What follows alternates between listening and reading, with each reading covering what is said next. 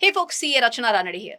Over the last few years, we have seen global uncertainties peak to different levels. 21-22, we saw the Russia-Ukraine war starting. Then we saw trade tensions between US and China, and recently we all know about the tensions in the Middle East. Now, because of all these uncertainties, there is one sector which is specifically coming into limelight time and again, and the name of the sector is defense. And that is the reason why today I thought of doing another explainer video, very important video, wherein we'll focus on four important points. Number one, we'll understand the macro view on defense. We'll talk about how globally defense spending is happening, how defense spending is happening in India, and a few more pointers in this one. Second, we'll talk about the impact of US, Israel, and Iran war on India at three levels. Number one, we'll talk about impact at an economy level. Then we'll talk about impact at businesses level, and then we'll talk about impact at a household level. Okay. Third point, we'll talk about certain Q4 updates from few defense companies, and very important.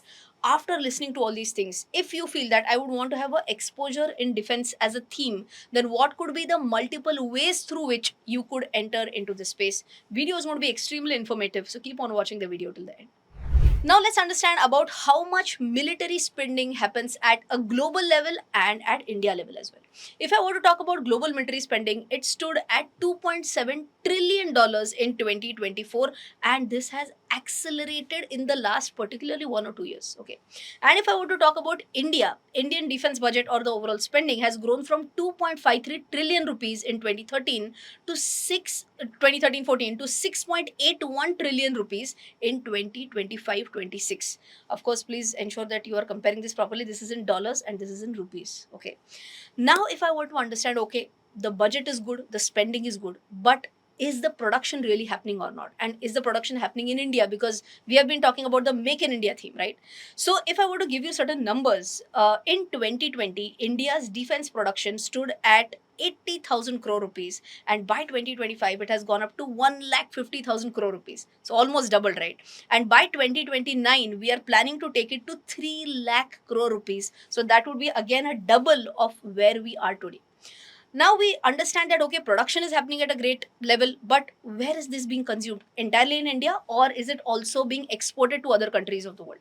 Answer is obviously yes. Now this number is going to really blow your mind, because back in 2017 our exports stood at roughly 2000 crores, and by 2025 our exports have gone up to 23,622 crores. That's a massive jump.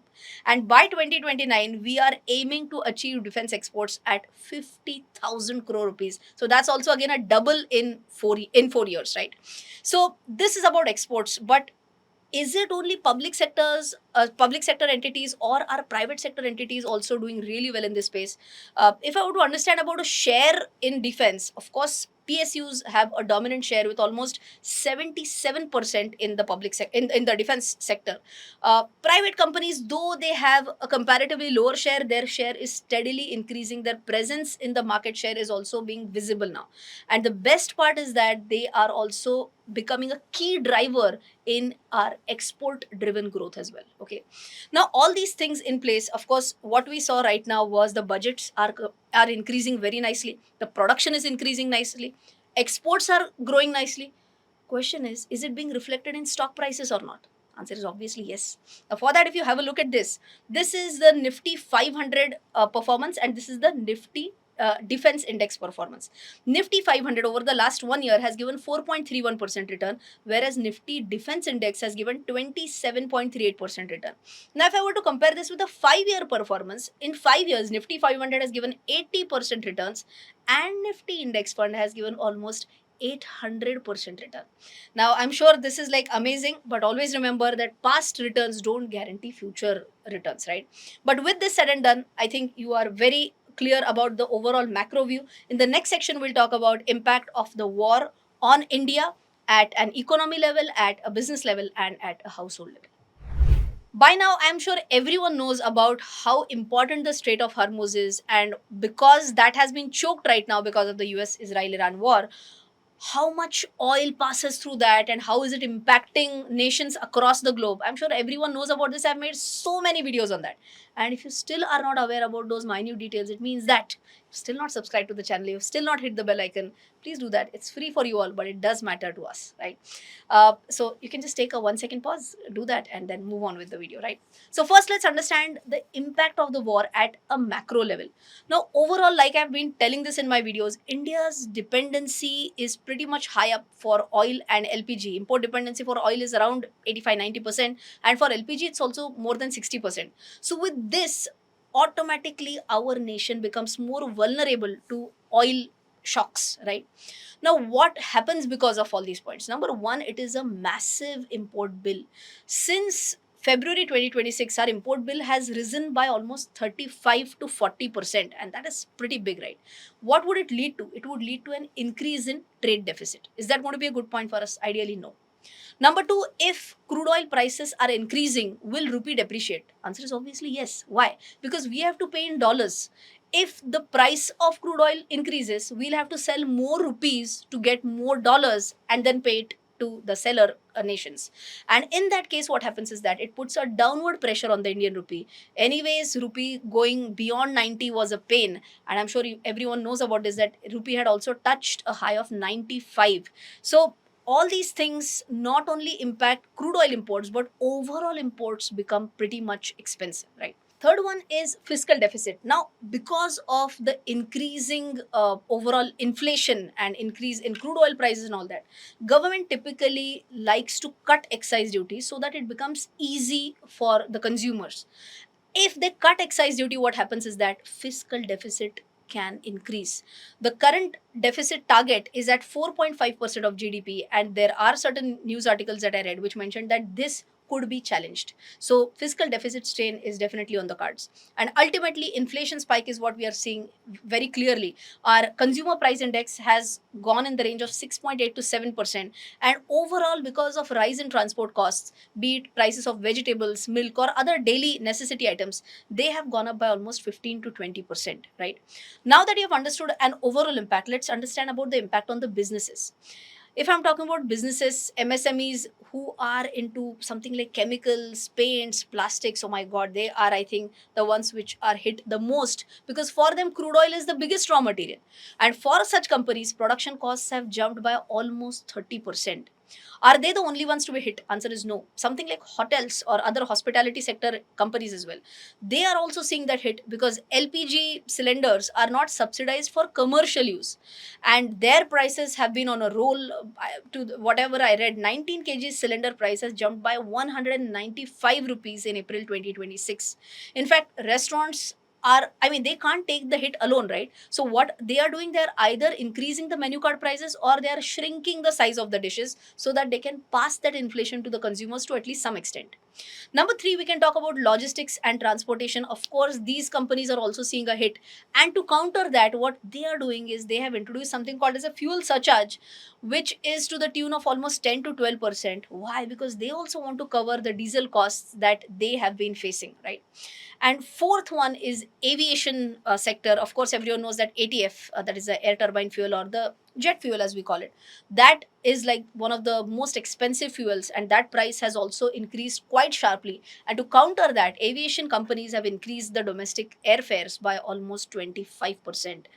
So, with this, does the common man also get impacted? Answer is yes. And that's where we move on to the impact on households. Whatever we discussed right now, of course, is that impacting the households? Yes. But apart from that, even the domestic LPG prices have increased. And not only the prices have increased, but government has ensured that there is a mandatory booking gap between the day you book your first cylinder or one cylinder to the second cylinder. The gap is mandatory 21 to 25 days. Second one, what we can see is that petrol diesel prices have increased in Maharashtra. To what I've seen is almost 15-20 rupees price hike is what we had seen. But to counter that, the central government has also ensured that state government slash excise duties, and the duties have been slashed by around 10 rupees. So the hit is comparatively on a lower side. Okay. But are people also trying to come up with newer and newer things? Answer is obviously yes. The shift to electric is pretty much in, I mean, it can be seen. EV demand is increasing. People have also shifted from normal LPG to something like induction cook stoves so that their reliance on gas is on a lower side. One of my team members, she was telling that she has seen few people around her, they have also cleaned up their bicycle. They said rather than using two wheelers, let's go by cycling. Let's go cycling to offices.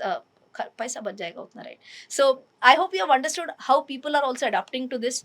But with this now understood, let's go on to Q4 defense updates in the next section of the video. Now let's quickly have a defense update for Q4 results update about three companies. First one is HAL. Now, what HAL has mentioned in their management commentary, they mentioned that their execution has remained stable despite supply chain issues, and they have mentioned that despite of all these problems, they were able to have strong deliveries where engines and helicopters were concerned. They have also mentioned that their order book is extremely strong, which provides a revenue visibility of almost 7 to 8 years. And they have also mentioned that they are focusing on capacity expansion and backward integration so that their overall efficiency improves.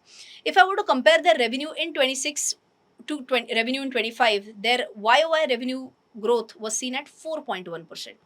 For BEL, they mentioned in their Q4 result update that yes, the overall defense and non-defense order growth is amazing. Their current order book stands at 74,000 crores.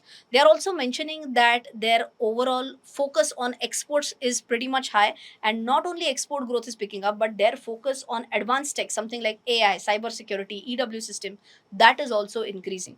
Their revenue growth, YOY revenue growth, stood at 12.5%.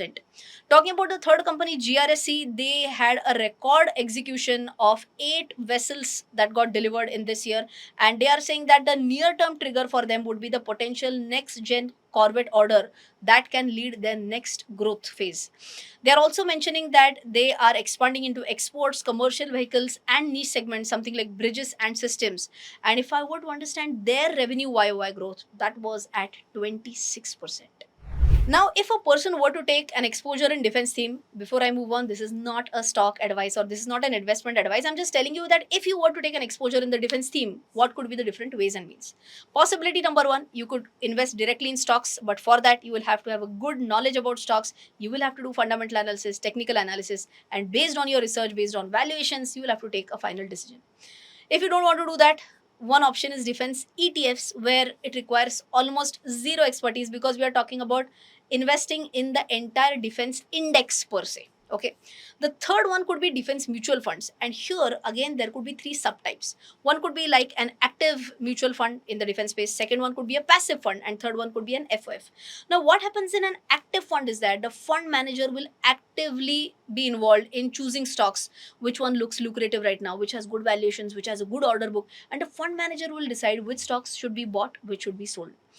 If I'm talking about a passive defense mutual fund, no active involvement of the fund manager is involved.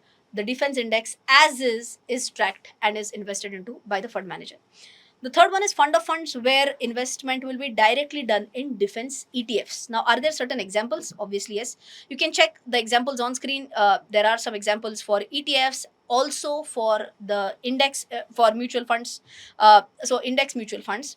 And if I were to talk about one more index mutual fund which is coming up with an NFO, that is the Axis NFO, you can just check the details. I think it opens. Yes, it has already opened on the 10th of April. It is going to close on 24th of April. And if you want to just know more about this, Google it out and you will be able to get more details on this Axis Nifty India Defense Index Fund, right? One more thing you should be aware about, if it is about Nifty Defense Fund, you should know about the weightage. Four stocks, BEL, HAL, Bharat Forge, and Solar Industries. These four stocks account for almost 60 to 70% of the weightage, right? So, all these points that we discussed right now, three ways through which you can get an exposure into defense as a theme. I hope you found a lot of value in today's video. We started with a macro view and we drilled down to, if you were to invest, what could be the different ways. If you found value in today's video, please don't forget to smash the like button. Please don't forget to share this video with your friends. I'll see you in the next one. Till then, take care. Jai Hind and bye bye. You might have come across such advertisements on various social media platforms. Please note, all of these are fraudsters promising unbelievable returns through stock tips. I don't provide any calls or advisory services. I provide only educational content through my social media handles and through my website rachnaranade.com and rachnaranade.in.